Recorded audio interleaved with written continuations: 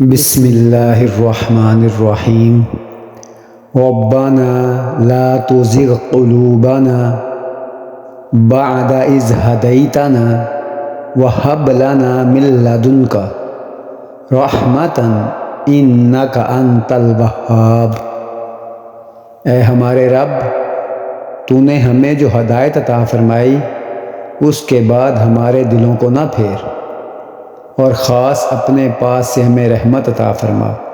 بے شک تیری اور صرف تیری ذات وہ ہے جو بے انتہا بخشش کرنے والی ہے۔ آیت نمبر 8، ربنا لا تزغ قلوبنا بعد اذ ہدیتنا۔ اے ہمارے رب، ہمارے دلوں کو کج نہ ہونے دیجیو اس کے بعد کہ تو نے ہمیں ہدایت دے دی۔ وَهَبْ لَنَا مِن لَّدُنْكَ رَحْمَةً، اور ہمیں تو خاص اپنے خزانہ فضل سے عطا فرما۔ اِنَّكَ أَنْتَ الْوَهَّابُ، یقیناً تو ہی سب کچھ دینے والا ہے۔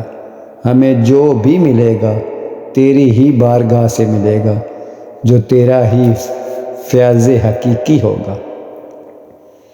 اللہ تعالیٰ کا ارشاد ہے، اے ہمارے رب، ہمیں ہدایت دینے کے بعد ہمارے دلوں کو ٹیڑھا نہ کر، اور ہمیں اپنے پاس سے رحمت عطا فرما۔ بے شک تو بہت رحمت عطا کرنے والا ہے۔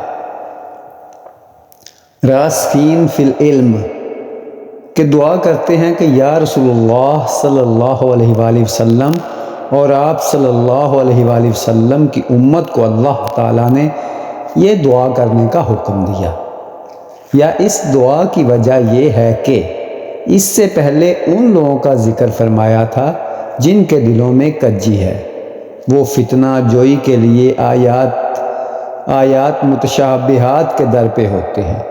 تو مسلمانوں کو یہ دعا تلقین کی گئی کہ اللہ تعالیٰ سے ان کے دلوں میں کجی پیدا نہ کرتے، دلوں کو ٹیڑھا نہ کرتے۔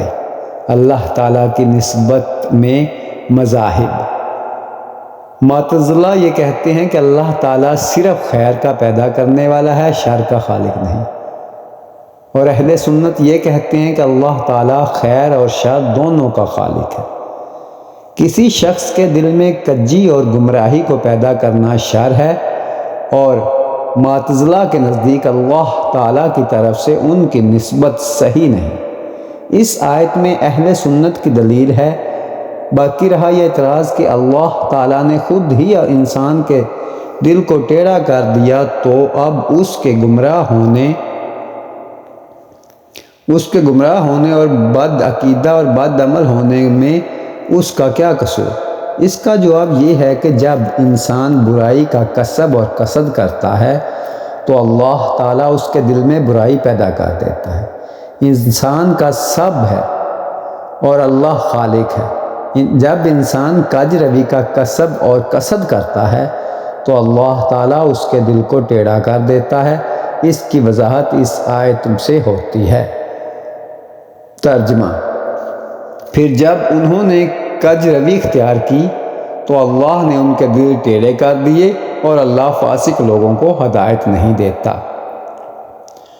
اس دعا کا ایک محمل یہ ہے کہ ہمیں شیطان اور اپنے نفسوں کے شر سے محفوظ رکھا تاکہ ہمارے دل ٹیڑھے نہ ہوں۔ ایک اور محمل یہ ہے کہ ہم کو ایسی آفات اور بلاؤں میں مبتلا نہ فرما جس کے نتیجے میں ہمارے دل ٹیڑھے ہو جائیں، یا ہم پر لطف و کرم کرنے کے بعد ان الطاف اور عنایات کو ہم سے سلب نہ کر جس کے نتیجہ میں ہم فتنہ میں پڑ جائیں اور ہمارے دل ٹیڑھے ہو جائیں۔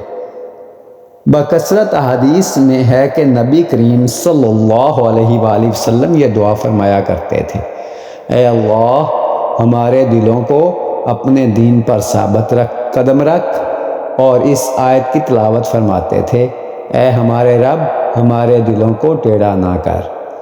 دل کو دین پر ثابت رکھنے کی دعا کے متعلق احادیث حافظ سیوطی بیان کرتے ہیں۔ امام بن ابی شیبہ، امام احمد، امام ترمذی، امام بن جریر، امام طبرانی اور امام بن مروردیہ حضرت ام سلمہ رضی اللہ تعالی عنہ سے روایت کرتے ہیں کہ رسول اللہ صلی اللہ علیہ وآلہ وسلم یہ دعا بہت زیادہ کرتے تھے: اے اللہ، دلوں کو بدلنے والے، میرے دل کو اپنے دین پر ثابت رکھ۔ میں نے عرض کیا: یا رسول اللہ صلی اللہ علیہ وآلہ وسلم، کیا دل بدل جاتے ہیں؟ آپ صلی اللہ علیہ وآلہ وسلم نے فرمایا: اللہ تعالیٰ کی مخلوق میں جس قدر آدم اور بشر ہیں، سب کے دل اللہ کی 2 انگلیوں کے درمیان ہیں۔ اگر اللہ تعالیٰ چاہتا ہے تو انہیں مستقیم رکھتا ہے، اور اگر اللہ تعالیٰ چاہتا ہے تو انہیں ٹیڑھا کر دیتا ہے۔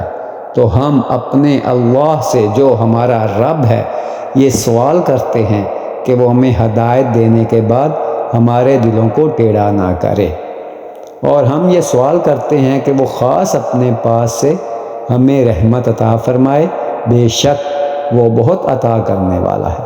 میں نے عرض کیا: یا رسول اللہ صلی اللہ علیہ وآلہ وسلم، آپ صلی اللہ علیہ وآلہ وسلم مجھے ایک دعا سکھا دیں جو میں اپنے لیے کیا کروں۔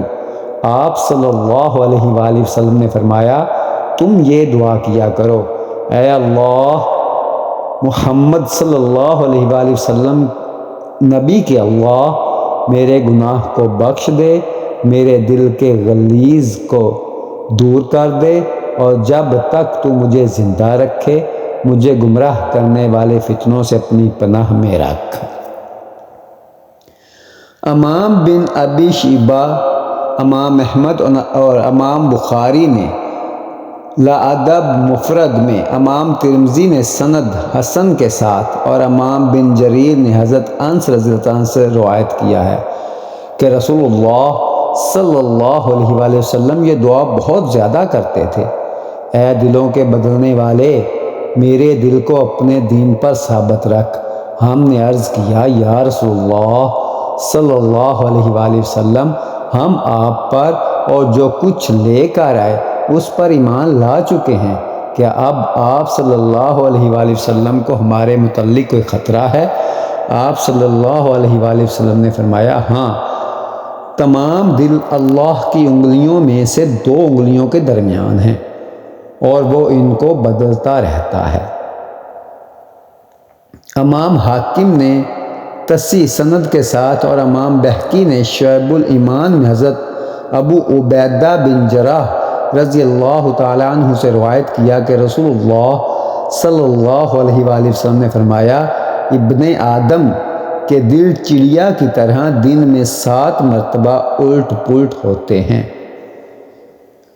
امام احمد اور امام بن ابن ماجہ نے حضرت ابو موسیٰ اشعری رضی اللہ تعالیٰ عنہ سے روایت کیا کہ رسول اللہ صلی اللہ علیہ وآلہ وسلم نے فرمایا: یہ دل جنگل میں پڑے ہوئے ایک پر کی طرح ہے، جس کو ہوا الٹتی پلٹتی رہتی ہے۔